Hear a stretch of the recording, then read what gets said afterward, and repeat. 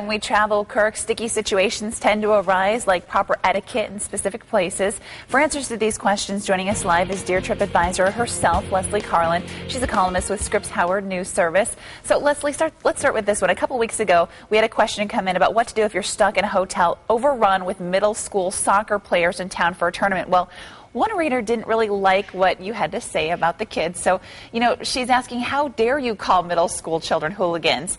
Kids that age are loud and full of pent-up energy, but most of them are sweet and caring. You shouldn't judge them because you obviously don't know anything about children that age. What do you think about this one? I actually thought that was pretty funny. Well, for one thing, I wasn't talking about all middle school students everywhere. We were talking about a specific group of kids who were running wild in a hotel, so much so that they were ruining someone else's vacation. And I think if you do that, it's you're acting like a hooligan, and it doesn't matter if you're 13 years old or 33 or 93.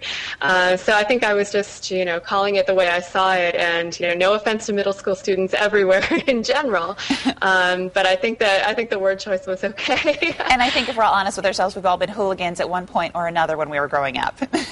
I think so too. Yeah, absolutely. Another question's coming in saying, is it okay to ask a bartender if the ingredients in a drink are fresh or from a prepackaged mix? I love a really good margarita with fresh lime juice, but I'd prefer to order something else if they're using those margarita mixes that come in cartons. I think this is fair. I mean, you want to get what you pay for.